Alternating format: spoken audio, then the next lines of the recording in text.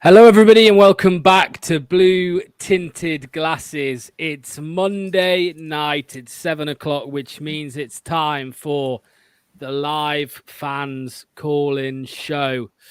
This, if you are new around here, let me just explain how it all works, and then we will get into it. So, the live call-in show, if you want to come and have your say about literally anything Leicester City related, then head to the live chat and the description on YouTube. There is the link. It's also on Twitter. Click that link, put your camera on, and come and have a chat with us. Anil, nice to see you, mate. People thought for just a second it was going to be Manny, but it is you instead. So how you doing, mate? Very good. Well, a bit like Vardy, you've gone for your exciting new striker, but you've gone for Old Faithful, who knows how to put it in the back of the net. So I've shown up. Let's get this show on the road. I'm looking forward to it. What a glum couple of call-ins we've had recently. So this one should be good. If I'm being honest, I kind of feel like Spurs maybe beat themselves rather than us beating them, but it doesn't matter. We still beat them. I think overall the game shows we were a better team. All here for it. And Vardy doing this, love it. Did you just call Manny basically the Edward of BTG, mate, and then you're the Vardy? I was going to go more for Daka, to be honest. I wouldn't quite put him on the Edouard level, but I mean, No. those are your words, not mine. Well, he has been Edward of recent because he's been missing, but he is back now, so we'll call him Daka. We'll call him Daka. But no, he does have a genuine reason for not being here, so we're not digging out Manny. He might even pop in later on if he's got the time. So let's get into the live call-in show. Now, I don't have any idea who's first, so I'm gonna start. I'll tell you what we'll do in Nil today. We'll start with someone who's here nearly every single week, and he's very rarely first. So we'll put him in first this time. It is our good friend Costa. How's it going, mate? Woo! We've won a game and we can dream again. So the blue tinted glasses are well and truly on. Are we staying up? Are we going to go to the final of the FA Cup? Boom! Well, what a difference! What a difference a week makes, Costa, mate. Because this time last week you were like this. Well, yeah, honestly, I was worried for your safety, Costa. You look so down, man. We all love football, but try not to take it too personally. I try my best not to take it that far, but 7 games. Come on, that was miserable. Yeah. And what a win changes the mood of everything. Yes, football's not our life, and I did say that on my last chat with you twos, and also. I said, just wait.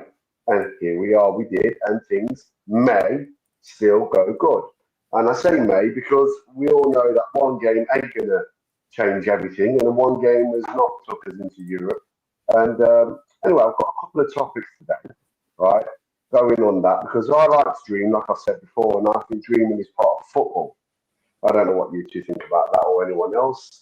What do you like to say? Put it in the comments below. Anyway.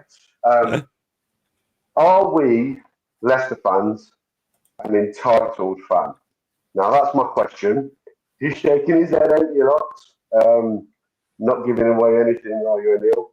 So my answer first, and then I'd like to know, obviously, what you two think, because you're professionals, is my answer is no. And I'll say why I say no. Because every fan of every club wants their team to be successful. So why is that entitled? I don't know, but I'd like to add, there's also, not a yes, but, all right, so we are entitled as fans to expect our club to be run in a proper way, right? And after winning the league, we're also entitled to think that we're going to build on that 2016 amazing year and not crumble and not disappear like we didn't exist. But other fans of other teams would say, well, you're lucky you won it. I get that. But still, I see the disappointment. I see lots moaning a lot, and Neil kind of supporting him, as we do. And all the emotions coming out of how did this happen? And there's loads of events. First, I would like to ask you both is, do you think we're entitled as a fan base? And then I'm going to add on something else after. So, all yours. If you don't mind, Adil, I want to just answer this quickly first. And it was last Sunday we did Good Morning Foxes, and we had Rich. And Rich is on, and this week, but yeah, last week in particular. And we did speak about this a little bit. And I made the point, and I said this to Rich because I knew he wouldn't get offended. Some people would get offended at me saying it. I think Graham, friend and foe of the channel, he would get offended by me saying something like this. But I don't mean it in an offensive way. If every fan was like Rich and Graham, the club wouldn't go anywhere. It would not go anywhere. And also, if every fan was like me and Luke, well, we'd be in a lot of trouble. So I feel like it's very important to have a balance of both. Now, and I think a lot of the time there is a balance, right? There is a balance, but it's only recently where there isn't as much of a balance, and it is very much fans not happy, fans calling for people's heads at the club. And I think the way that, when you see people who are normally so positive also turn, then okay, something isn't right here. And there's also experts, and I say Jacob Horsfall, a great young, a young guy on YouTube. He's been covering a lot of Leicester City stuff, and he did a video the other day. He did a lot of research into what's been happening at the club recently, and he did his video, and somebody on Twitter just said to him, mate, just be honest. Are we entitled? And he said, no, not at all. Like, there's chaos at times behind the scenes at the club. So no, I don't think we're entitled. I think some people, yes, act entitled. I can be like that sometimes. Luke, for example. I'm sure, Costa, even you and Anil, sometimes, every now and then, there's a little bit of entitlement that creeps in. But I think on the whole, usually it is fairly balanced. Yeah, what's your thoughts on it, Anil? It's in the middle, isn't it? I don't think we can have a sweeping statement and say all fans are, all fans aren't. I do think some fans are a little bit entitled, but at the same time, I feel that the frustration at the moment is totally warranted because the club should never have got relegated. That was, I saw someone put it like this. They said Leicester had such a weird stay in the Premier League. They have made like the great escape, then they become champions out of nowhere, and then they get relegated out of nowhere. I mean, talk about, being unpredictable, and the relegation out of nowhere should never have happened. I mean, maybe Spurs are about to outdo us this season. That would be nice. But that particular part, and I think the recent thing, I think is fair enough. I think it depends. I think people thinking that we're going to be going for the Premier League again, I mean, most likely it'll be the one and only time that ever happens. But I think even if we're not getting into Europe, like, we should be competing for those European slots. Like, it's really frustrating that in that era of the big six, Man United and Spurs have fallen away, and it should have been us that went in there and cleaned up and took that because we were being consistent, and we've let that all go. And now, are we even going to stay up? We definitely threw away 5 to 7 years worth of progress. So I don't think we're entitled. No, actually. Yeah. Because as well, Costa, just last thing as well, like, when we won the Premier League, and then the year after we dropped off completely, no one kicked off. When we finished 4th place, and then, when we were fighting for 4th place and then bottled it and finished 5th, the first time, not many people, there were some, but not many people kicked off. But then when it happened again, mate, people weren't happy. And then you get relegated. Oh, mate. So I just feel like it's when fans see the club have such a good opportunity to establish themselves, whether it's as a Premier League club or whether it's a European club, and you just absolutely drop the ball with whatever, signings, anything like that. That is when people get a little bit upset. When it happens 3 times. Yeah. Good points, guys. Good points. So we're going to carry on with that because I'm glad Anil mentioned the year we got relegated. And I have one question. I don't know. I don't think anyone knows the answer really, but you never know. You two are experts. Wouldn't say that. Would like to think so. Yeah. The question I've got, and it relates to what I feel is a pretty really important point in our downfall. And why did Kasper Schmeichel leave 2 days before the season started? That's my main question here, because with Schmeichel, our captain and the character and the good keeper that he was, he might have been slightly overrated, but I still think he was one of the greats. Why did he leave in the manner that he did? Because somebody leaving usually leaves with a goodbye at the end of the season. right? And I don't think that has ever come out. And one day he'll retire and maybe go out on Sky Sports and get paid for saying what really happened. We got relegated with such a small difference between us and Everton, okay? And we all relate to that again when we played Everton and Maddison missed that penalty. But if we had Casper, like Henderson now, who could have saved us on so many disaster moments, we would never have been in that position. Do you either of you know why he really left? And Neil's brought the comment up. Yeah, because he wanted a longer contract. The club was only going to give him 1 season, and that French club, Nice, I think it was, Jim Radcliffe's club, offered him a 3-year deal. So you can't say no to a 3-year deal at that point in time.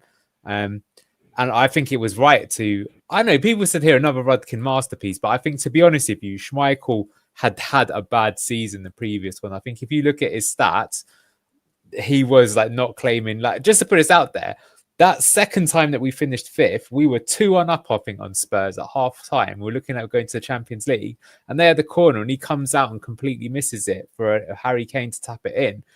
That, to be fair though, Casper, for every one game he had like that, how many times in the clutch games did he, like, you know, he got us through to the Champions League quarterfinal single-handedly? But I think that was fair enough. But I do agree with you, Costa, that I felt that season, the way that you could leave an absolute, you know, let an absolute club legend like that leave. And it was weird because, like, we had one friendly game before he went, and we're like, is this his testimonial or not his testimonial? And then he wasn't going to the fans, or was he? People were confused. So, yeah, that was an odd one. And look, I think that just summed up that season, that you got to say that in terms of retarded decisions, letting Kasper Schmeichel go and replacing with Danny Ward is up there. Ooh. But, you know, we're good at outdoing ourselves. How about signing a lone striker, giving him 14 minutes of playtime, and then realize that you can't cancel the loan and you can't loan someone else in? Only at Leicester City, folks. Well, that was the problem, wasn't it? It was the replacement. Because we didn't replace him. That is why he left. Sorry, that is the problem with him leaving. You know, Ragsy's obviously got a big bee in his bonnet at the moment with everything relating to the boy. I don't think you can blame everything. You know, I don't think he wasn't really kicked out. They offered him a contract. He wasn't happy that they didn't offer him a longer one, and then you know, he chose the money. Somebody said it here, right? He chose the money. He had the chance. He chose the money, not the league. And that's it. That's what happened at the end of the day. If your gripe is they should have offered him a more than a 1-year deal, well, we are also, on the other hand, blaming them for giving out silly contracts. So which is it? You know what I mean? However, you know, that was only a year before Hermanson joined. Was Hermanson? Were they aware of Hermanson? Because apparently they were. They were aware of Hermanson for 2 years. Yeah, to be fair though, if you'd have just thrown him straight in at the deep end, that wouldn't have worked either. I actually think the idea of having Ward and Iverson battling it out to see who was the number one would work. What the stupid thing was is that Brendan Rodgers, for whatever reason, when it was clear after, let's say, game set, for me it was that Arsenal game, because I was actually at that game because it's just around the corner from me. And when I saw that, I was like, look, he ain't the answer. You got to play Iverson instead, right? Look, fair enough. No one's having a go at you, Brendan. You tried him. He was good in the cup games. It was worth a shout, but it's not the case. So you got to let the new man come in. And then if Iverson's bad as well, then there was still time in the window maybe to bring someone in, or we could bring back Ward or whatever. But he was just stubborn, played him all the way through to the end. And fair enough, Dean Smith was actually smart enough to go, this guy's cack, and replaced him. But that so frustrating. But there you go. But yeah, I mean, of course, that's definitely a big blotch on the Leicester City copybook, isn't it? 100%. Costa, mate. We are moving forward, ain't we now? Yeah. No, you're all good, mate. Yeah, that's true. That's true. I mean, it's one of them, and it's all in the past now. He went, you know, people thought it was because of Rodgers that he might have fallen out, but he's there now, so it makes no sense that was the case. So, Costa, mate, thank you so much for calling in. Much appreciated, mate. We're going to move on to the next person now. Thank you so much, as always. All right, do it. Do your thing. Yeah. There we go. Lovely stuff. Right, up next, I'm going to bring in one of the two Dallas Foxes. Who do we go with first? Who do we go for first? Let's go for Charles. Sorry, Craig. Craig's already had his. Craig's already had his time on the screen today. I saw he was on the Premier League fan zone. So yeah. What's going on, Charles? With them over there. I'm good. You How okay? are you doing? All Yeah, good. true smile this week. Things are going well. A good thing for Leicester. You know, we're out of the relegation zone. A good win against a very poor Spurs side, though, man. Yeah. That was. But I enjoyed it all the way. You know, that Bilal goal was. He looked like CR7. just the way he celebrated and things like that, his attitude and that quality goal. I'm not saying he was Cristiano Ronaldo, but he was good anyway. So anyway, we're out of the relegation. It's over for now. Got a couple of things. Top writing off the debt. That was really good. Yeah, nobody's mentioned that yet. And then also the jury's out on the helicopter trial. Yes, I saw that as well. I don't know what that is. I mean, he's asking for a lot of money, and I don't know what 2 billion. Yes, I don't know what. That's a good attorney, a good lawyer, good solicitor. Yeah. So yeah, I don't know if they win, who gets the money. I'm not saying we should, but that's a lot of money. And I understand, you know, lost his father and everything, and everybody else were families. But that's an interesting one. And the jury's out already, which I thought it would go on for weeks and weeks because it is thing. So anyway, happy this week. We've got Everton coming up, but next week is also Ipswich Southampton. They play, so we have to beat them. Otherwise, we'll get dragged in. But yeah, all well on this side. It's been a crazy week, Charles. It literally has, because this time last week we were at rock bottom, and now all of a sudden one win in football, and you've got hope all of a sudden. Talking about protests and things like that, and you know, I don't know.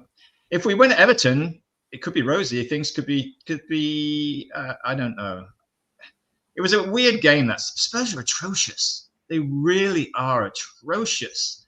Their record is worse than ours. I think in the last 7, they've lost 6, and they drew at Wolves, but they also lost to Everton. They lost to us. I've been on the Spurs pods in the last 2 days. They are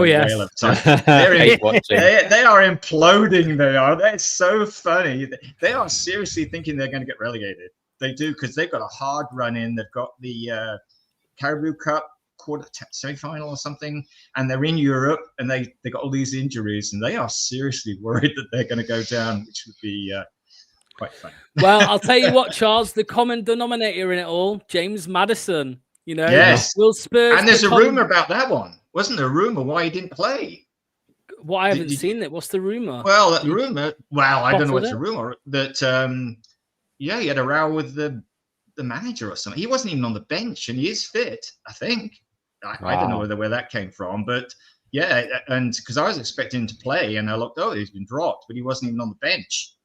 And there's rumors. You know what you can make of rumors about, you know, the manager losing the dressing room and having rows with everybody, and it's completely car crash over there at the moment, which is funny. So anyway, but yeah, all good this side, and a win, which I did not expect, to be honest. I know Spurs weren't doing very well, but they were still got to beat them. And when you've lost 7 in a row. Yeah. So all good. So top writing off the debt. What do you think of that? Out of nowhere. That came out of nowhere. There was no rumors, nothing, and it's a lot of money again. Is he trying to patch it up with the supporters? Is he trying to sell? Is he, you know? But it was a massive gesture. Obviously, you know, he does love the club. But. Yeah, so it's not the first time he's done it. So I'm not saying that he's only done it because of the recent upset. However, I do find the timing very interesting, for sure. What are your thoughts on it all, Anil? Am I being cynical? It makes me think that plus some of the other stuff, that are they actually trying to get 1 or 2 more players in? That's what it feels like to me. Because why would you do it now any other time? Someone's here just puts a better balance sheet for a sale. That's also true. But if that was to happen, I'm sure that would happen in the summer. And you're still better off. I tell you what, you're better off being a Premier League club than a Championship club if you want to sell the club. I'm not sure if we will. Definitely. So we'll see. But yeah, I mean, I've heard that it does make it better for PSR as well at the end of the season. So there's got to be some thinking there. But maybe I'll ask you, Charles. Do you think we'll still sign any players? There's only 4 days left, but. I was going to mention that to you. I was going to say the same thing. I haven't heard anything. It'll only be loans, obviously, and the 2 from Europe. I think that's all we're limited to because we've got Edouard. So hopefully, we desperately need a striker and a defender, I think. But I think I spoke with Craig about this before. I think we need a striker more than a defender, because we do have quite a few defenders, but up front we are lacking. I mean, the midfielders, Bilal came in, scored a brilliant goal. Vardy got a tap in, but he actually missed it the first shot. Yeah. But and if anything happens to Jamie or anything, we're struggling. So we need somebody up front. Take the money from Tom Cannon and throw money at a loan. I mean, if you offer somebody like 3 million for 4 months or 5 months, I mean, surely they'd take it. I mean, if it's somebody that is falling out with the manager or something like that. But I don't know anybody I can think of off the top of my head, but anybody's probably better than what we've got. So I don't know if you saw this. We were linked with Oxford I did see that. Yeah. I mean, he's not a winger these days, is he? He's a midfielder now. So yeah. I don't know. This is the worrying part. I mean, we have seen it in the past where players haven't been linked and they've just come out of nowhere and been signed. Mm-hmm. The one that sticks out of my mind the most is Bobby D. Cordova-Reid. There was not. Yeah, it was like instant. Like the first thing we ever heard about him to Leicester was the announcement. So that was very strange. Right. That's because he was a free agent, though, wasn't he? He was a free agent. Well, yes. So I don't know if there are any free agents out there that are, strikers that are out there that are looking. I don't know. Yeah, honestly, the only one I've heard today is some 30-year-old Belgian striker from Nigerian striker from Rangers. I can't remember his name. He scored the other night for them against Dundee United, but that's the only one I've heard. Wow. He's valued at like £2 or £3 million, but that does appear to be the market we're shopping in at the moment, Charles. Go loans. Go loans. I don't think we should buy even 3 million. Who are you going to get 3 million? But I don't know who to get a loan from. Woyo Koulibaly. I saw Cassidy was off somewhere. Chelsea's midfielder. Yeah, he's gone Lazio, I think. Lazio. Yeah, so for like 12 million or something crazy, man. But anyway. Maybe Chelsea will lend us somebody, This guy. Yeah. Okay. Well, that'd be a poor signing if you ask me. Well, yeah. I don't know. I haven't heard anything, but I hope we need somebody. But yeah, I'm all happy. Great result. I was not expecting it. And, I got a few friends, the Spurs guys, so I was ripping into them. They haven't responded at all. It's like they're diving under the covers, I think. But watching the Spurs pods is funny. It's still going on. Complete meltdown. You want to watch the match day ones as well, the vlogs from in the stadium. There's some funny ones there as well. Yeah, there's some funny ones. No, I did see Anil, expressions. Obviously, he's crazy. But he said something like Ange gives out more points than Cycling Mikey. That guy in London who goes around recording the people on their phones while driving and gives them points. So I found that very funny. Charles, we're going to move on to Craig next, mate. So thank you so much for calling, Charles. We'll see you soon. Cheers. Okay, up to Craig next. Here we go. What's going on, mate? I can't believe you didn't choose me first. Well, I thought we were mate. I felt like we had a connection. Well, Charles was here last week and you weren't. So there you go. That's your punishment. That's because some of us have a job, Locks. I mean, that's why. Damn. Thought these guys were friends. Well, I mean, to be fair, Charles is retired, so it's a big difference. So, but no. So, but hey, I appreciate anytime you give me on your show. Anytime I'm able to come on here and rant or whatever, especially if it has to do with Charles, my long lost, my future ex-wife, kind of person. That's our relationship right there. We're grumpy old people. Really, we talked about the other day. We were like those two grumpy old guys in the Muppets that up in the balcony in the Muppets that just sit there and complain about everybody. That's us. So, what did you make to the game then yesterday, mate? Oh, it was definitely fun to watch. That's for sure.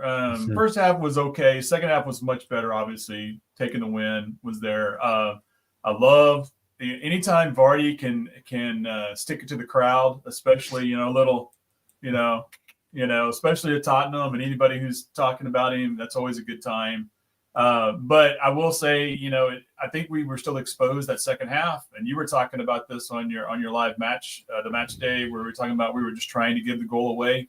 I think once we got that second goal, we went into like a defensive mode instead of being more aggressive with the ball. We were trying to prevent them not from scoring, which is the exact opposite thing you should be doing, in my opinion. You should be if you're being aggressive, looking to score. That's your best defense, is being offensive. Yeah, well, Anil, obviously you are doing the analysis tomorrow, so maybe you give us a little sneak peek when I ask you this. I think like me, when you saw Skip come on, when you saw Cody come on, you got a little bit scared, and I think that's because as Leicester fans, we've been so used to since Rodgers bringing on a player to defend a lead and it just going tits up, just getting absolutely punished by it, inviting pressure on, and ultimately end up conceding. And I think even this season, Palace away, right? We did it. We brought Cody on. He gave away a penalty and we conceded. So I'm just so scared. I was so scared. So yeah, why did it work yesterday, mate? What was different? It works because Spurs are crap. That's the honest answer.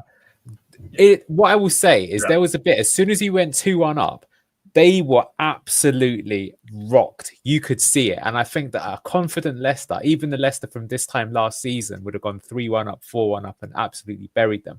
And the players were sort of trying it, but you could see that the confidence wasn't there. But I thought if they were really confident, like, I could just imagine Bilal just absolutely in his pomp, striding around like he owns the place sort of thing. That might come in a few games' time. So in the end, we went defensive and look, we parked the bus. And I think we did get lucky because Cooper tried exactly the same thing, but Cody gave away the brain dead penalty right at the very last moment. This time around, Cody didn't do that.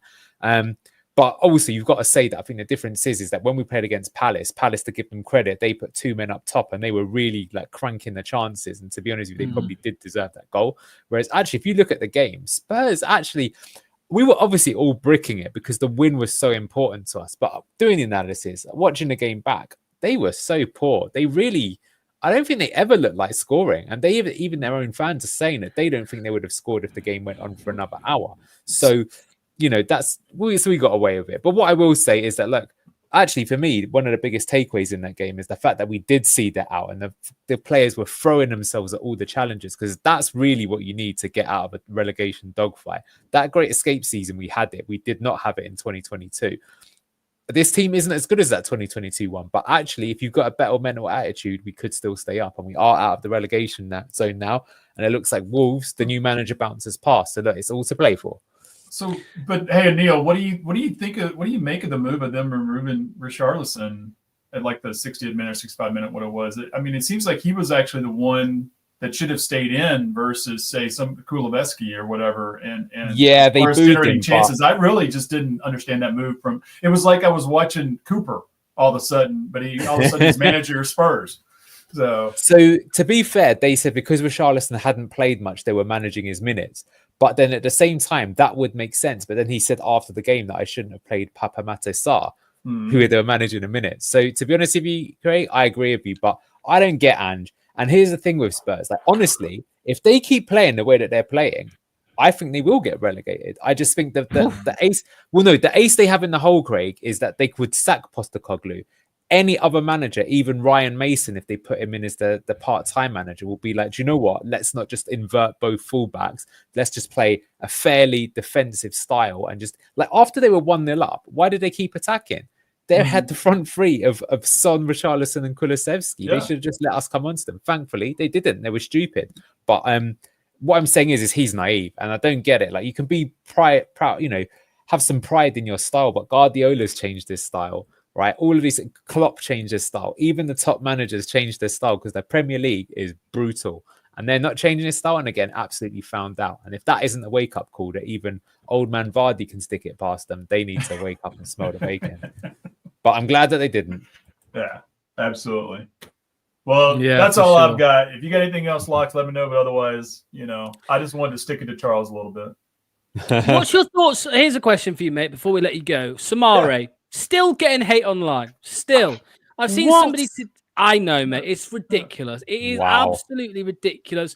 I've just seen someone online call him lazy. And then when I asked, how is he lazy? They said, because Rodgers said he was lazy 2 years ago. I'm like, what? What kind of excuse is that? No. Like, it's ridiculous. I find it ridiculous. I think he has been our most consistent midfielder since he came back into the team against Ipswich in October.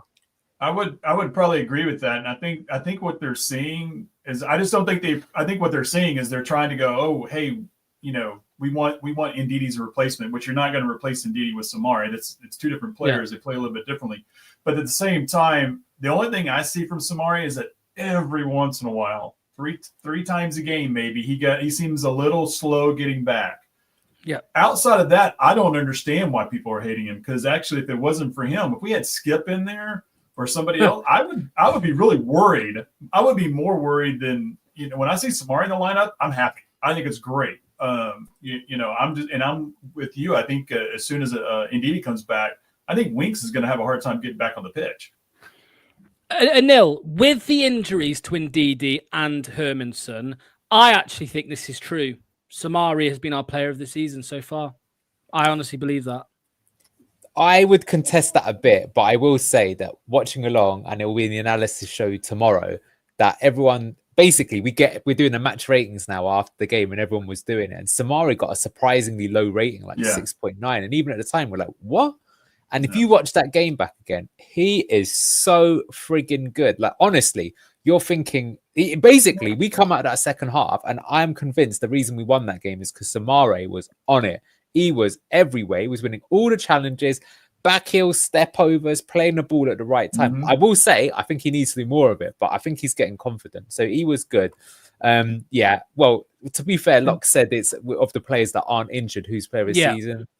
I don't know. Maybe I'd still go Bilal over him, but it's the only thing I'll say with Samari, I've said this time and time again, is he's doing everything right, but he's not having enough contribution in the final third of the field. The reason why yesterday I thought he was so damn good is he was doing it.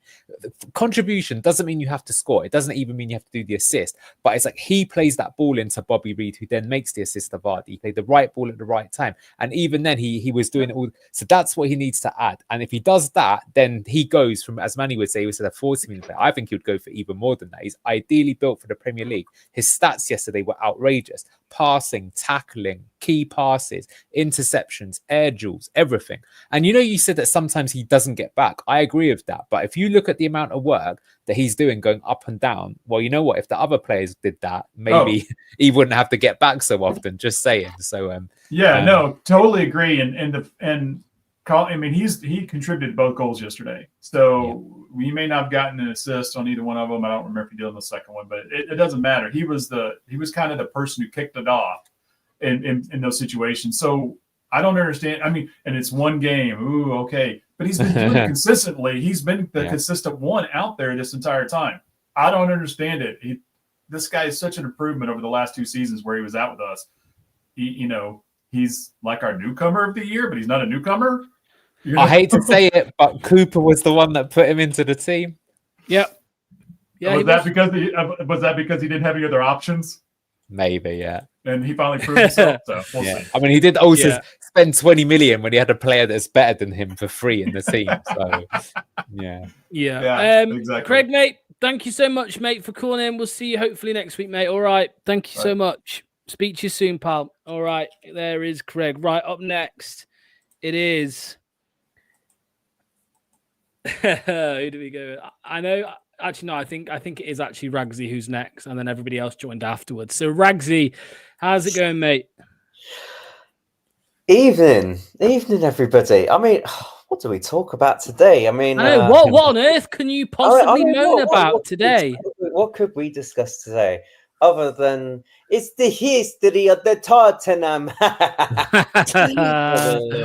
Oh, you know what, lads? Like, I mean, it's been a miserable run of form, and it's just like, honestly, throughout the whole fan base, everybody's mood's just lifted. We finally have a little bit of belief, a little bit of hope again, and even for the dire times that we're in, when for whatever you want to say about like the way that the club's been run towards the owners, towards the players, towards anything, and it's just like all the negativity and brushed around.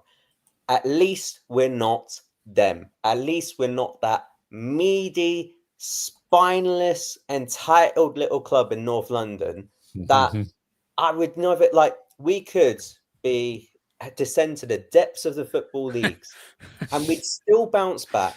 We'd get promoted. We'd stick with this team. As much as we sit here and say, I've had enough of watching this team, we all get dragged back in. We all know it. Like, it's all ingrained in us. And we'd still come back and win a trophy before them not. I've just noticed. Go on. We're all 3 of us are wearing white as well. I've just noticed. There we go. I mean, it's basically just as a sign of respect for their whole demise and stuff. Like, you got, Ragsy, do you think they could go down? I'm surprised they're not sacked Ange yet today. It's I crazy, can't believe isn't it? It must be that I don't think they know where to go from here, because like they're talking about like, oh, you know, you could pay off and go and get Iriola. Why would Iriola want to go there? Yeah. No chance. Won't Like, happen. everybody's seeing them now for what they are, and their ownership is just despicable, really. The way that they're just fleecing off their fans and then just buying in just kids that and expect them just ridiculous standards. I think some of their fans are so entitled and contribute to that because they think they're a lot bigger than what they are, and they keep on endorsing that for them. But really, like, yeah, the way that they've been run, and it's just, you know, to see the whole series of managers that go on by and keep on airing out their sort of problems as to why they can't go on and progress, and every single one of them has moved on and then gone and been successful. Like, you know, Nuno now at Forest, what is it? Mourinho goes and he's still successful elsewhere at Roma and Fenerbahce. Conte's top of Serie A, isn't he? Top at Serie A. Like, it's no coincidence. So, Anil, I know you feel quite strongly on, you know, on the mistakes that Ange keeps making, the madness, really. But what do you make to him anyway as a manager? Because obviously he has had success, but he's never been at a club. Well, he was at Rangers, which are a big club, but you know, Spurs, although they don't, you know, some people will argue Spurs aren't a bigger club, but they are. Just the name of Spurs are bigger. So what do you make? Is he just out of his depth? No, I think Tottenham. Okay, that's to on that point. Okay, God, like they fleeced their way into this so-called Big Six establishment just for moving themselves over to North London. When you actually speak, they originated from Middlesex. Okay, so Celtic.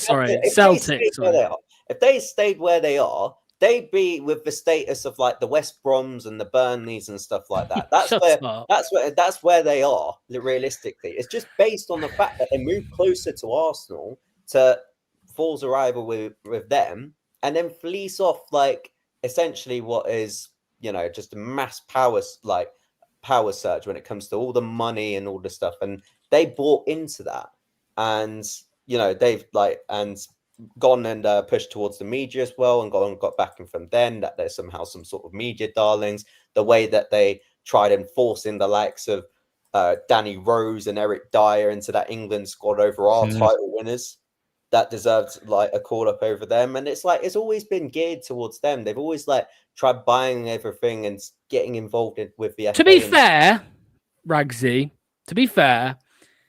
they are the 6th most successful club in England over history.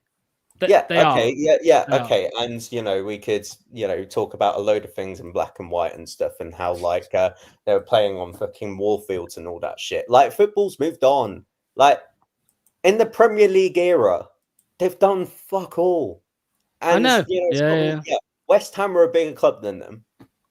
Like, the name and stuff. The name don't mean shit. They're not. West Ham ain't a bigger club than Spurs, Ragsy. It's not true. They won the European trophy. It's not true. I'm not having. Anil, talk to me, mate. Because is Ragsy being the definition of football started in 1992 or what, mate? Because for me, he is. Of course, he is. I'm not saying discredit it. I'm saying, but like, then you talk about like Wolves and West Brom and their sort of titles and stuff, and you know, the likes of Burnleys and all that. Like, there's history there, but they keep on thinking that they're bigger than what they are, and it's just like, well, I sort of see Tottenham as being like, they're a very successful club in the past.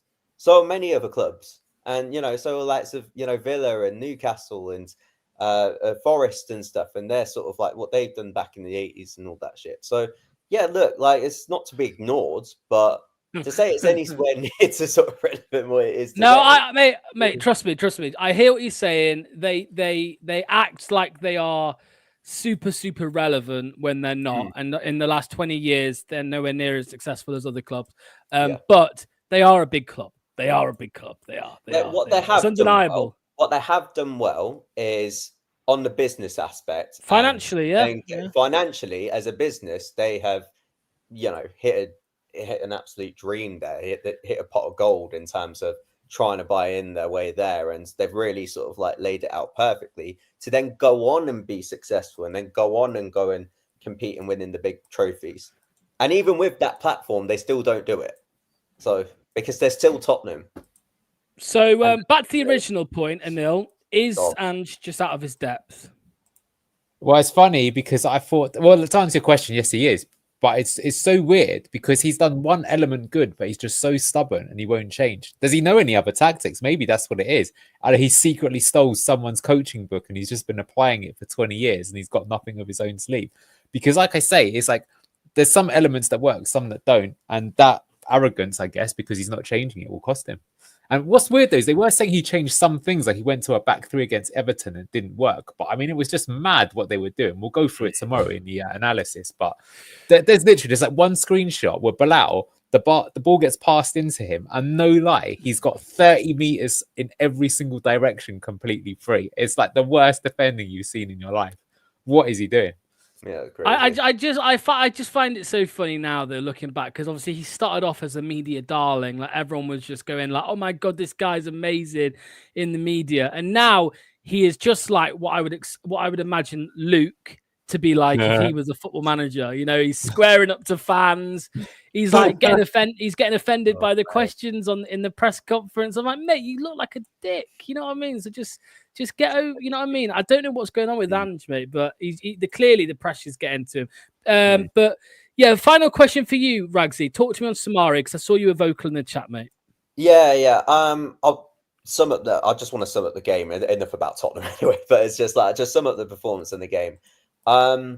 When it comes to Samari, in fact, the whole midfield, I think like even though our defenders were suspect and when we conceded the first goal and stuff, that midfield, their tenacity, their intensity and their press, I thought was brilliant. And I think that was the heartbeat and the drive to make us kick on and go on to win that game. And especially with whatever Ruud said at halftime, that did absolute wonders because in that first 5 minutes, we were just completely just on top of him and just like it all came to light. With Samari, he has been so consistent. He's handled the ball with ease every time he's been under pressure.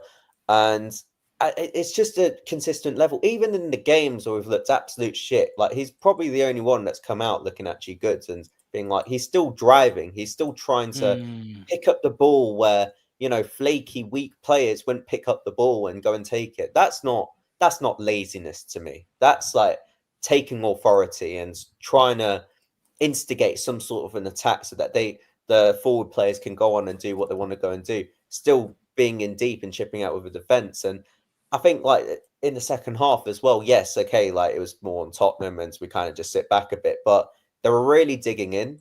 And Winks, shout out him as well. I thought like he had a good game as well. Bilal, as per usual, just absolute star. And a goal as well.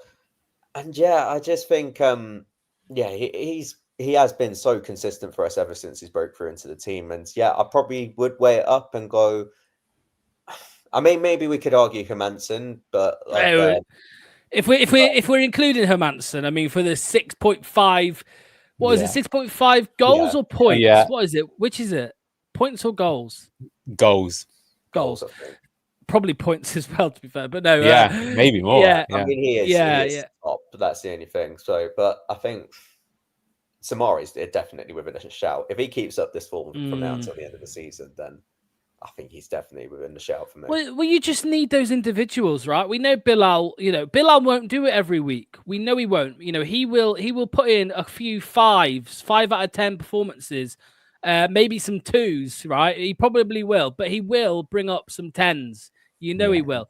With Samari, you are probably going to get 6, 7, 8s every single week. And that's what I've seen anyway, 6, 7, 8s, So I'll tell you what I love about him, Neil, by the way. When he's got the ball, sometimes in tight areas, you feel like, oh shit, here we go, he's going to lose it. But he sticks one arm out and he holds that player away. Just one arm holds him away, mate. It's just so, he just seems so calm on the ball. Surprisingly strong for his size as well. Like I said, I sort of showed that clip of him barging Adama Traore from winning the ball back. Very good. Yeah, I mean, look, it's not just that. The thing that separates him, if you ask me, is he's got champion mentality. Like he keeps putting in hard work. Ruud drags him off. He could throw a strop, didn't say anything. even though the fans are all letting him know, you know, comes into the game, works his ass off, just does everything. And you see after he scored the goal, runs up to the fans as well. Someone had to drag him down from getting yellow carded, but I love that. It means a lot to him. So, you know, whether that he really cares about us, probably not, but he's still showing it and getting a, you know, he is going to become like a fan icon. That's what you want to do. That's what you want to see in a player. He's not just got the quality, but he's actually doing the dirty stuff. The minimum is that run your ass off in the relegation battle till you can't run no more. He's doing it, and he's probably the best player on the team, and he doesn't even need to do that. Brilliant. What a sign. I know, and there's still people who want to have this agenda, so it's crazy. It's crazy. They're on X and they're over on Channel 2 as well right now. So anyway, Ragsy, cheers. Last thing. One more quick thing before I go. I'll ask a question. If we stay up this season, is that a bigger achievement than the 1920 season with Brendan Rodgers, the first time that we finished 5th? No. I'm not going to reward failure. As in, like, but look at like the quality. When you look at the quality of the squad, and which would you say is like? No, I don't think so. I think our squad was. I don't think so. I think you can't. I don't know about you, Neil. Am I being a bit too harsh? But there's no way I'm gonna. Not at all. Not at all. On the other hand, if we are like, if it goes down to the last day. You know what I mean? And like we somehow pull out a massive win or whatever. Who do we have on the last day? It's Bournemouth, isn't it? You know, that's a hard one to end the season with, I've got to say, because if they're going for Europe or something like that on that last day, I'm hoping that they've already nailed 5th or something like that, which they could easily get, and therefore they're on the beach and they're just having a party, and it's like, should we just let Leicester win for the lols so that Spurs go down? You know, something like that. That season was just, I loved that season. Obviously, it got interrupted by COVID, but from the first game of the season to the last game before COVID, the Villa game where we smashed them, that was just I thought that season we're going to win the league again. You know, after the 9-0, and then after we played Arsenal, and I think we either won 2-0 or 2-1. Madison and Vardy scored. I thought we're going to do it again. Great performance, that one, wasn't it? To be fair, the football on display there, I can't really argue against. Like that was the best football I've seen in my life. And then COVID happened, and we had our first the rest bottle is in the history. Rodgers. All right, Ragsy, mate. All right, Ragsy, mate. Cheers. See you Wednesday, mate. Fox's Den. See you there, mate. All right. All the best. Right. Up next, so no more callers because we've got Ross, Brookline, Manny, and Ethan. So they're the last callers. So no more callers. That's the cutoff. Right, Ross. I know you've been and ahhing. You've messaged to say last. Now you've messaged to say no. Are you ready, Ross? No, I don't think he is. Let's get in. Ethan, here he is. Here's Ethan. How you doing, mate? Hello, boys. Come on. Let's go. I'm so happy you won, man. Oh, my days. Yes, mate. What did you... that was the cherry for my weekend. It was a good one, wasn't it? Good weekend. Yeah, man. Obviously, Arsenal played Wolves, so they're like my second team, right? And that was a bit of a dodgy affair. And then another one versus Spurs. So I mean, it's a the cherry on top of the cake. I'm very happy. 100%, mate. Do you have a bit more faith now that Leicester might be able to stay up this season, or what are you thinking? Depends on the Goodison result, honestly. Because after that game, I think we're in for like actual fighting. But if we can get a point there, then I think so. Obviously we need Southampton to beat Ipswich, and then Aston Villa to beat Wolves.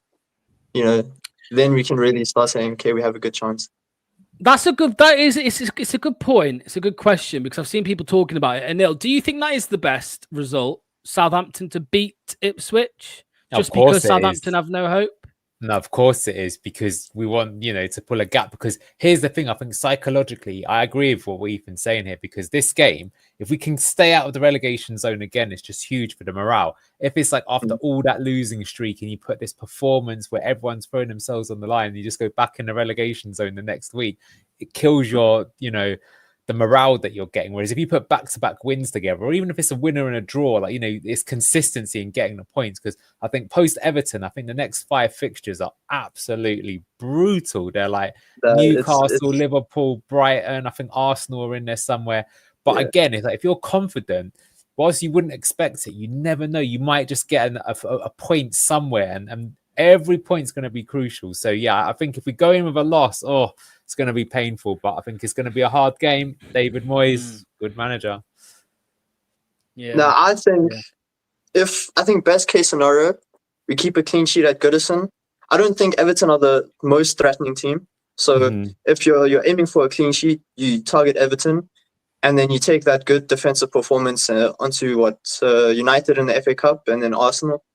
So I think the focus has to be on the defense against Everton. Yeah, what are you just mentioned the Man United game there, mate. The FA Cup. I mean, it'll be our third visit to Old Trafford this season. Yeah. I mean, do you care about the FA Cup? Would you like us to go on a little bit of a run and beat United, or would you just say, nah, focus on the league? I think it's there for the taking. I think Ruud will probably not want to take the FA Cup too seriously. I hope he uses Alves and Golding. Haven't seen much of them. I think some of the other guys on loan also got recalled, so it's a good opportunity for them. You know, at the Theatre of Dreams, big stage, and United aren't the United of past, so it's a game for the taking. But I wouldn't be mind if we bowed out. Yeah. What do you reckon, NL? Do you think Ruud will? Because it's a big occasion for Ruud. Obviously, people won't want to say it is, but it is. Of course, it is. Well, I'd love to, because I mean they were better under him, weren't they, than under Amorim? But I think the difference is last time he obviously went full strength. That was the big surprise in the cup, and he did it because he goes, "I need to get performance out of my team." This time round, I'll be interested to see what he does, and I guess it depends how many games go there. Like you never know, he might go for the full strength team again, just because he's like, look, I just need to stick with these guys till the end of the season. We just need to get performances together. I think it depends how many signings we make, because I think getting Koulibaly into this team shouldn't be too difficult. I wouldn't be surprised if he starts against Everton even. But I don't know, if we make 1 or 2 more signings, he might well use the cup game to get them up to speed. Be an interesting one. But I mean, ultimately, I'd love it if we go far in the FA Cup or somehow win it. But I mean, do you remember that season where Wigan won the FA Cup but got relegated? Yes. And I wonder what their fans think. Like, the FA Cup is legendary. They'll probably never ever win it again. But equally, they've never been back in the Premier League since that relegation. So the last question from Ethan, mate, and Neil just mentioned about Koulibaly. He reckons Koulibaly will start against Everton. Do you think that's the case, or do you think Ruud might not change the winning side? I think if Koulibaly starts, Mavididi will start, because Ashley Young on that right-hand side is there for the taking. If you really want to go for it. I don't know. I think the back four right now, they're settled. They're getting a better understanding with each other. Of course, they're still conceding goals, which is a problem. But I think Koulibaly will come off the bench 20 minutes left in the game. Maybe if you want to go for it or try keep a lead or go for the draw. I don't think he'll start now. Chris says, yeah, with the blistering pace of I mean, does Young play left back still, or is he right back these days? I've seen him play both, right, but he is right back these days. So Mavididi up against him, yeah, maybe that's the best. That's the best shot. Who was it we played?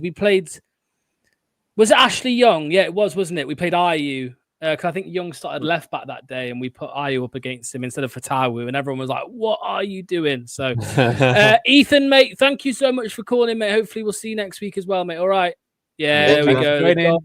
Cheers, mate. See you soon. Okay, 3 callers left: Brookline G, Manny, and then Ross. Let's start with Brookline G. Has he got a conspiracy theory for us today? Who knows? We're about to find out. Hey, hello, mate. What's going on? Danielle, how you doing?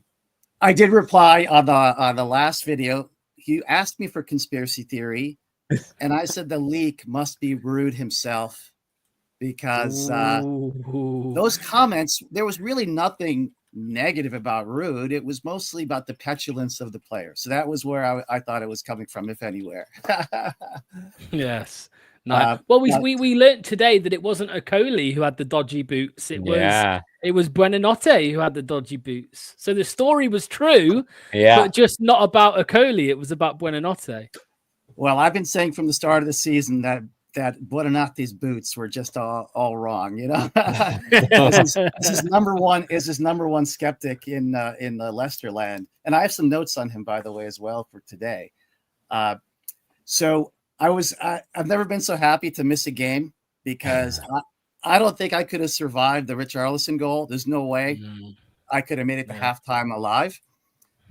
So I was in the airport and I was debating, do I watch this on replay or do I just check? And so I decided, like, if I'm going to check, how do I check? So I decided to just Google Ange sacked.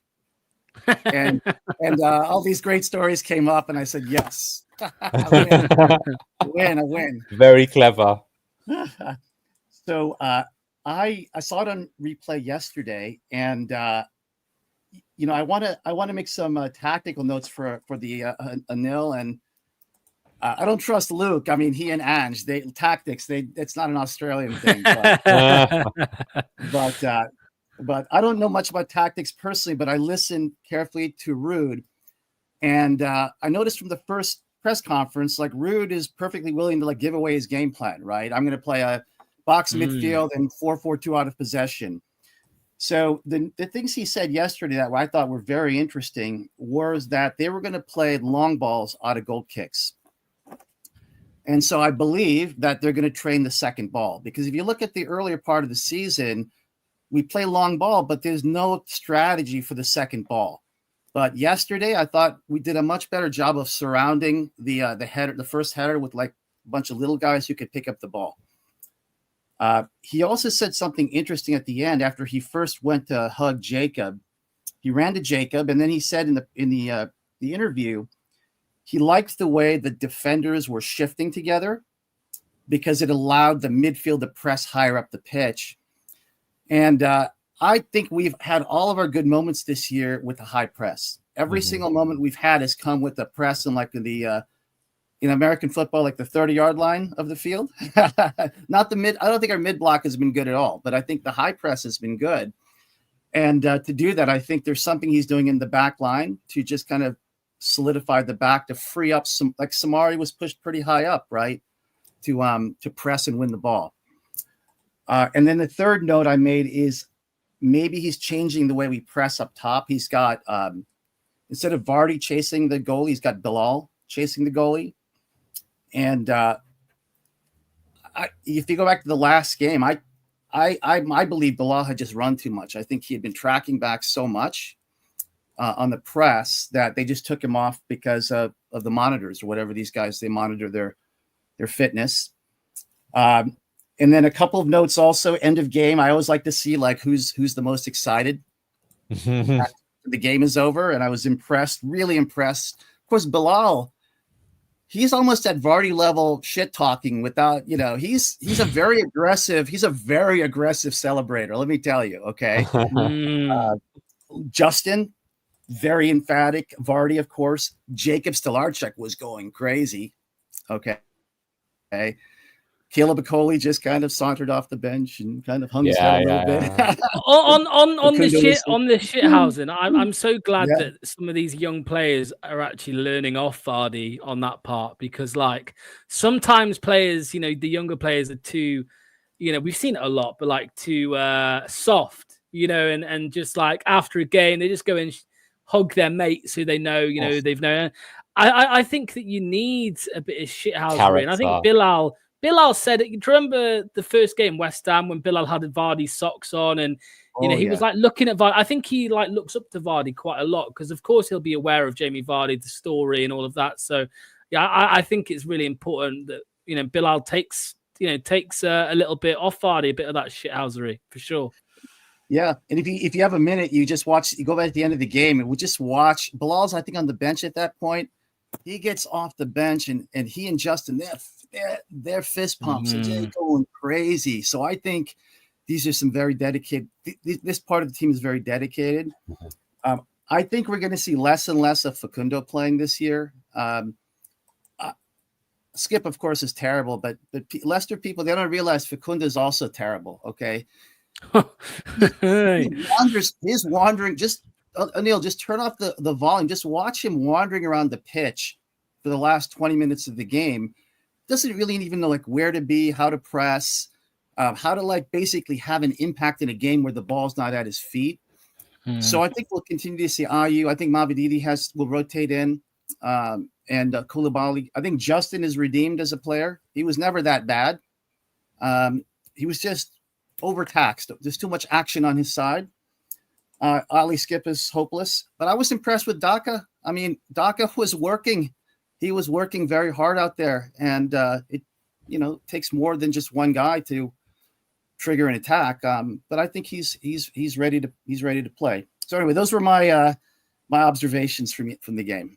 Very, very good. Got to add your stuff to the analysis. Yeah, the big thing with the goal kicks, although it's kind of funny because you're sort of taunting Andrew a bit, is that because they invert their fullbacks, by kicking it long into that area, what you're doing is you're making them reset their formation, so they can't just stay in the in possession state. So he's trying to like an MMA fighter. They're trying to sort of strangle you and constrict. And this, if you think about it, in the first half, in the first game of the season, if you remember that, we couldn't even get out of our own half because every time we got it, we just got surrounded by Tottenham players. They win it on the high press and you turn the ball over.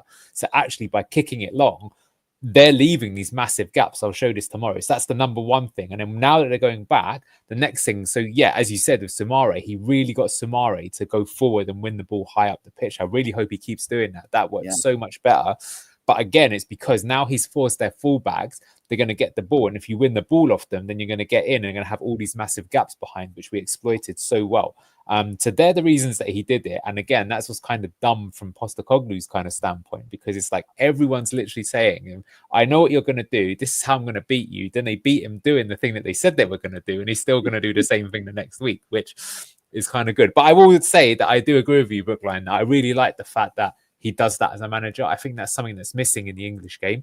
If you ever see like when they translate Italian or Spanish press conferences, they talk about this stuff all the time. And it's way more interesting. They'll be like, they'll ask Carlo Ancelotti, why are you playing Mbappe here and Vinicius the same position? Now you've moved Vinicius up front. How's that going to work? And then he's explaining how he's trying to, rotate them and stuff like that.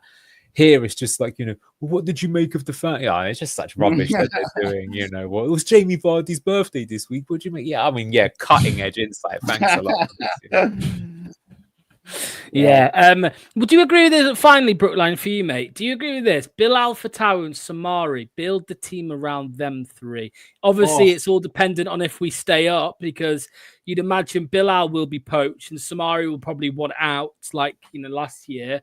So if we stayed up, are they the three that you would build around? And Hermanson, hopefully, but that's unlikely. Yeah, spot on with those three. We just have to hold on. We just can't. If we sell, we only sold one player after the championship season, and that was because he had a transfer. He had a pre-negotiated transfer fee in there. We held on to everyone else, including Riyad Mahrez. So. And this is also crazy beliefs. I think Christensen and James Justin will come right as well, because even though sometimes yesterday Christensen was not good, but he does remind me of Andy Robertson. He's really good at crossing. His cross accuracy, there's some stat I saw. It's like a very high placement accuracy. He just needs a big head in the middle to put the ball in the net. He could come good. But players that will never come good, Ali Skip is not. He's just not going to come good. So it's a $25 million hole in the budget. But, I actually with Christensen, I get it. I think he's just inconsistent sometimes. I mean, he did really well at times yesterday. I noticed I don't know if you saw this, Anil, where I think he played a 1-2 with Bilal, and then he got a really good ball squared across the box to Ayew, who took it first time, even though he had about 10 minutes of time to take a touch, who took it first time, and it was a terrible shot. But you should have played in Bobby Reed for the goal there. That was the one bad thing Bilal did all game. Yeah, I know what you're saying. To be fair, Christensen, his engine's amazing. He gets up and down a lot. I actually showed you that stat. Believe it or not, he's made the most tackles of any Leicester City player this season. Mainly because indeed he's been out for about 8 games. But still, amongst that back line, he is winning it, and he's winning it high. I think positionally he needs quite a bit of work. That's his big Achilles heel. He gets caught out quite a few times. But I see exactly what you're saying there, Brookline. That like that's true. That actually Hull got relegated that season, and then obviously Harry Maguire and Andy Robertson have gone on to have extremely good careers. I think there was one or two other players in that team that also ended up being quite good. So maybe there's definitely something there to work with. We'll see where it gets to. But yeah, he's still got. The only thing that concerns me is still at the same time, if we get relegated this season, he's been in 2 Leicester City teams that got relegated, and at that point in time, it's like it's got to be more than a coincidence when you're starting week in week out and you go down. But I can see what you're saying, 100%. Final sentence. I want to concede call of the day to the Ragsy. That was very funny, and he's a completely different person after a win. So let's hope it keeps going.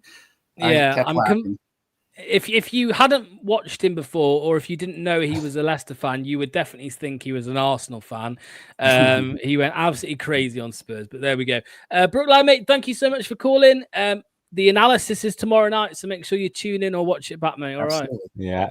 Lovely stuff, Brookline. Thank you so much. We'll see you soon. Right, up next is Manny, and then we will end with Ross. Here comes the Manny. Manny. Here he is. What's going on, mate? Hi, boys. Good evening. Good evening. Good. Still buzzing after yesterday, everyone? How can you not be? Because Anil keeps telling me that. Yeah, Anil keeps telling me that Spurs were just bad. That Spurs beat themselves. You can only beat what's in front of you. I've watched it again since, and Spurs were so bad, so crazy. All you had to do, just hit a long ball down the middle, because there's 2 central midfielders are so far advanced. You've got them turning and chasing backwards, and they're all out of shape, and the fullbacks stay advanced.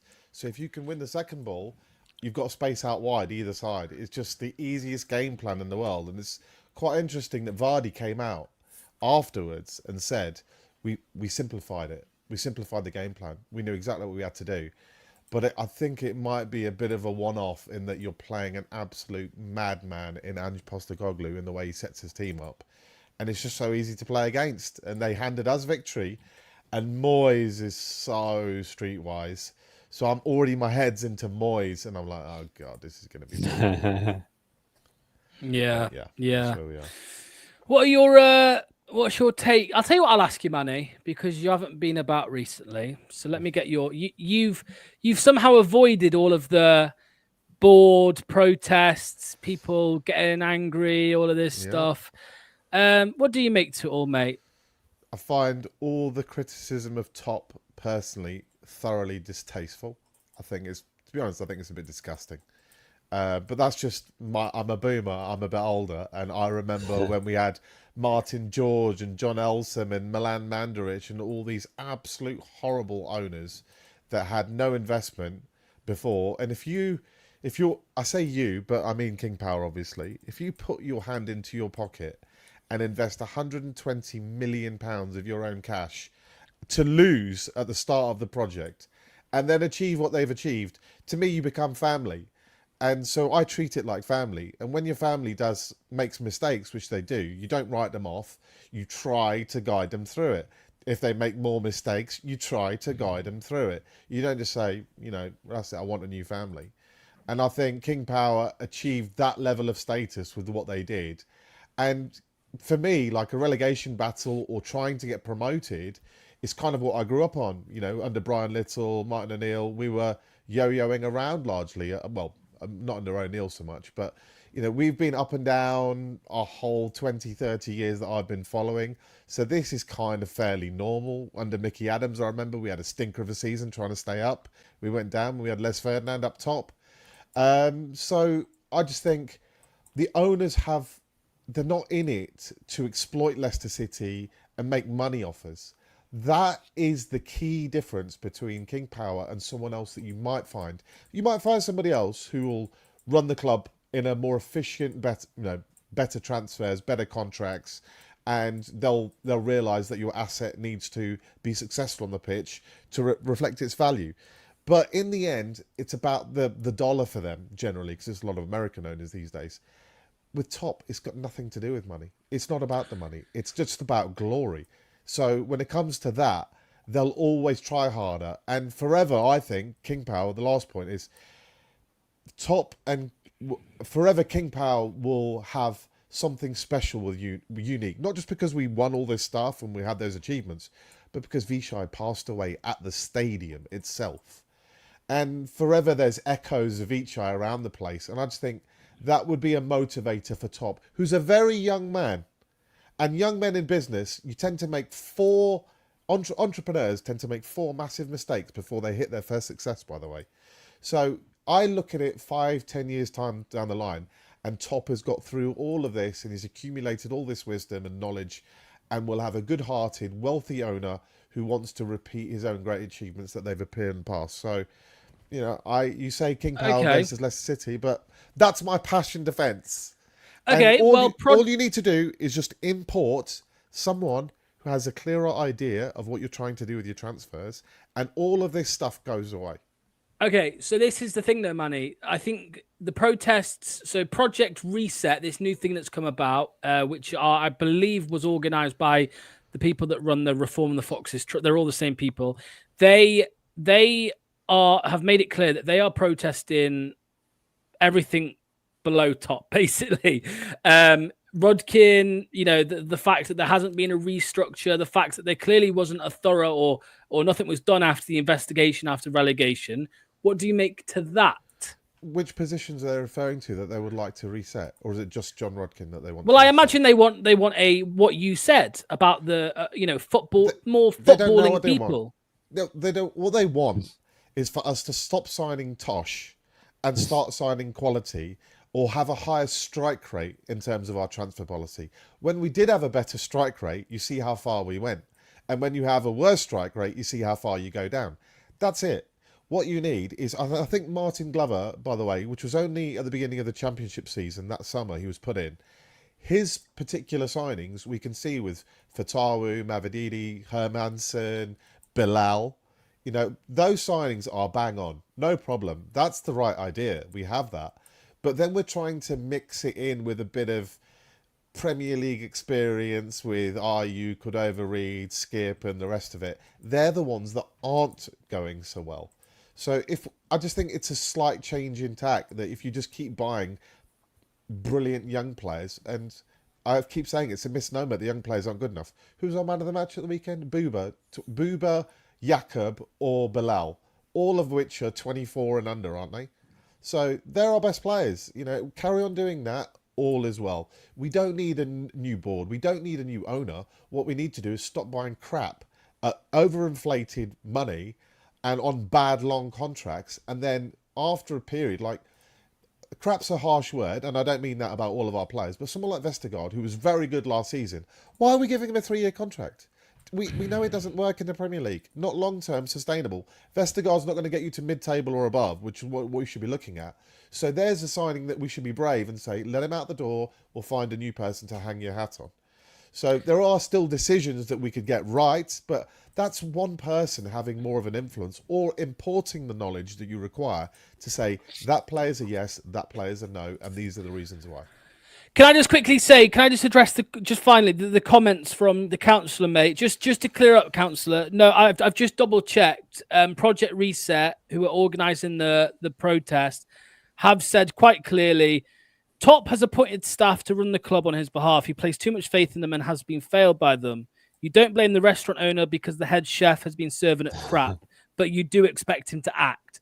So just to be clear, no, Project Reset are not against Top. They are basically asking Top to act. That's what they're saying. It's Rodkin. If you go on Twitter to @Project PROJ Reset LCFC, you will see their tweets, and it's very much Rodkin that they are focusing on, not Top. Just to be clear, they have, with all due respect, they have no idea of how the structure internally works at the club. Of course, they don't know if John Rodkin is literally signs the check at the bottom. So maybe the recruitment team says, this is the players we want, John. They talk it over with the manager. Here's a recommendation. John says, well, I'm not going to go against my own recruitment team recommendation. What's the contract? That seems about right. Sign your name. You know, replacing John Rodkin is not going to change a thing then if it's just a yes man at the end of it. What we really need to know, if you want to know who to replace, is how do they structure it? How do they come about making decisions? How do they How do they decide what salary someone should be paid, length of year of contract, what position he is, what influence does the manager have in it each time, and how does that change things? Why are we not getting players out the door a bit more? There's another question. Are we being a bit too, are we asking for too high transfer fees? Is the problem that we're paying too many wages, therefore we can't give them to other clubs to get them off our books? These are the kinds of things that we need to have more information about before you want to isolate the individuals that you would like to replace. And by the way, if you want to, let's just pick on John Rudkin. If you want to criticise John Rudkin today for a series of bad deals, I know what's coming. Look, you are absolutely right. By the way, I mean, there's been some stinking deals recently.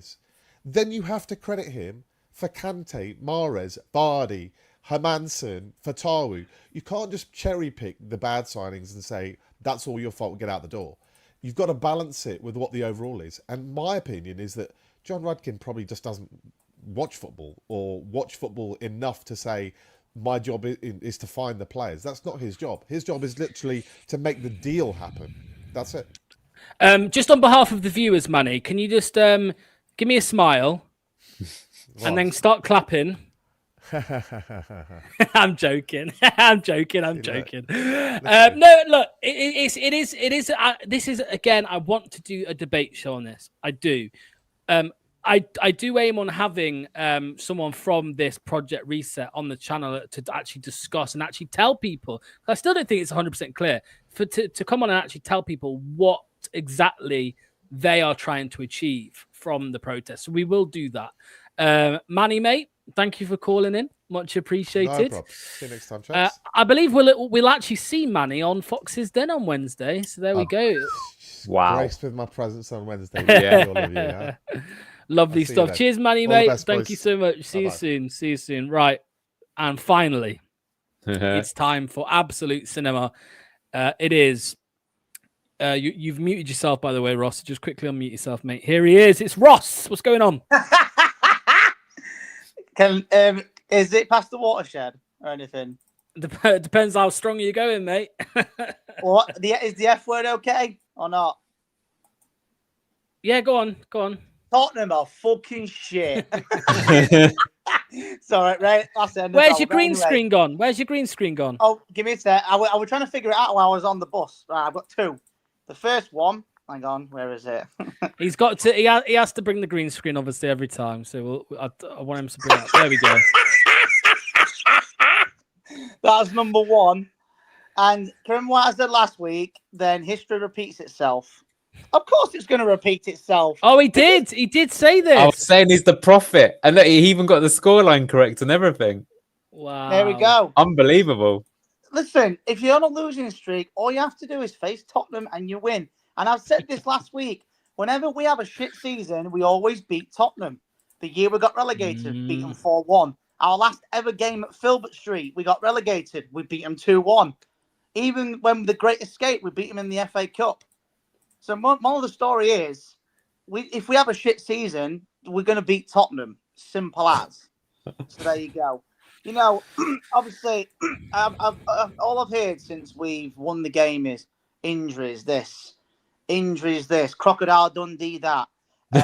And just, you know, I'm sick of Tottenham fans just saying about we got injuries and that, mate. Listen, grow the fuck up. You lost. Take the L. Bournemouth have got more injuries and stuff, but yet they're doing okay. They're only fifth in the league, sixth in the league. You know, you're about as much of a big you're about as much of a big club as Accrington Stanley. All right. End of the day, yes, you might have done all this in the past, but since 1990 whatever, you've won 2 Carabao Cups. One, luckily, was against us. Luckily, one was in 2008. The last time Tottenham won a trophy, I was in year 10 getting excluded. In 2008, I was 14. You know, but anyway, enough about them. That so-called big club. They're going down, by the way. Well, hey, if Ross says it, it must be true. If Ross says it, it must be true. I've said on this show before that Man U were in a relegation battle. Unfortunately, they're safe now. You know, they survived now, unfortunately. But Tottenham, if I had to choose who would go down at Tottenham or Man U, I would 100% pick Tottenham. Why? Because they, you know, when is it Costa Coffee that said earlier about entitled, we're entitled. Yeah. They think they're entitled to all these top sixers and all these players and stuff like that. They're about as much entitled to them as I'm entitled to get £1,500 bonus each month at work. All right, they're not entitled to anything. Let's just make that very Ross, clear. Yes, I want to ask you something now, mate.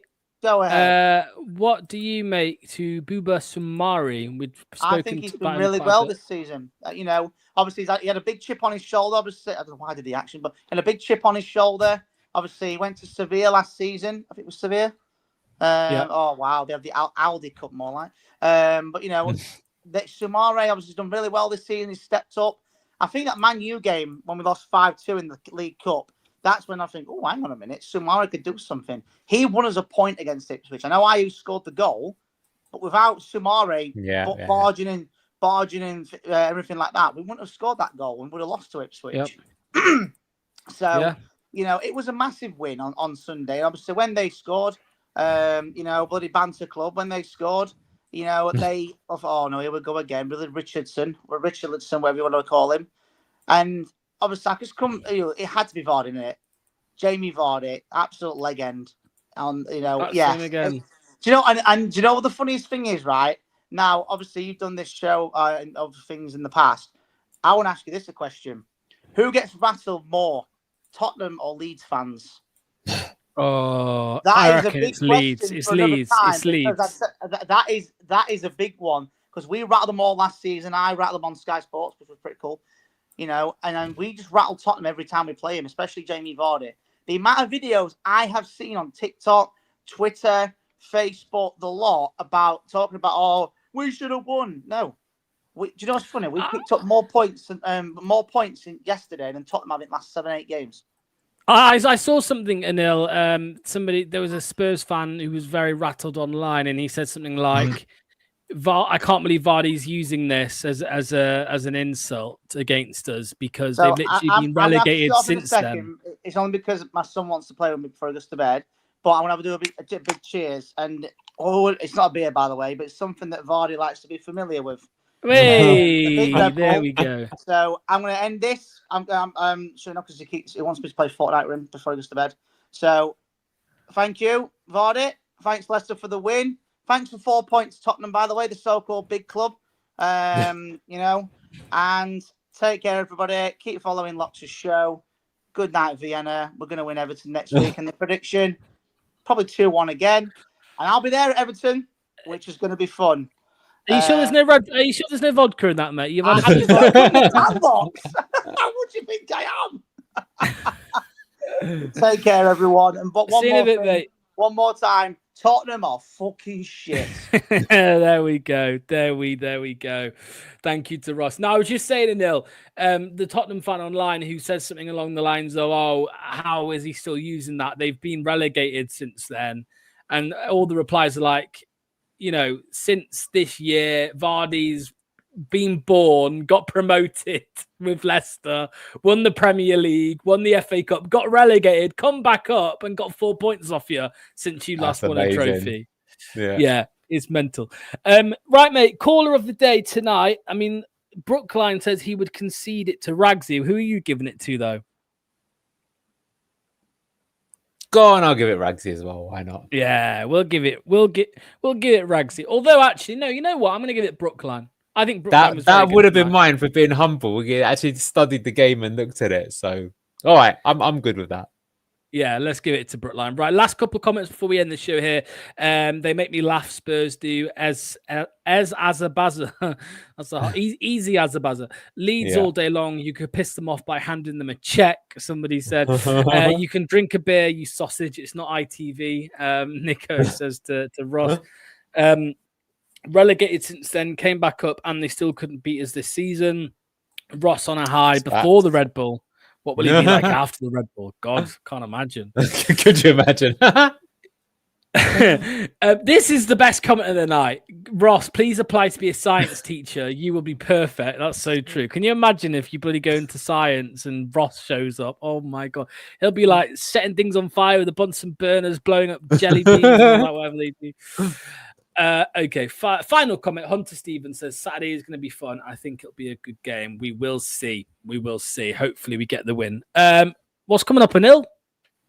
Tactics Tuesday tomorrow. Let's look back at how we defeated Spurs. Some good stuff. Some stuff about the Samare, about how we, went long, all this sort of stuff, the aggressive high press. Yeah, look into it. I mean, it's not often we get to look at the analysis of a Leicester win, so let's make the most of it. Absolutely. Let's talk a little bit about that as well. Well, exactly. I mean, that's seeing out the game. They didn't get much from that, though, did they? Yeah, for sure. Okay, that's it. Thank you to the however many people, a lot of people have been here tonight. So thank you once again. Thanks to every single one of our callers. We will see you tomorrow for the live analysis. Thank you so much. Bye-bye. Bye.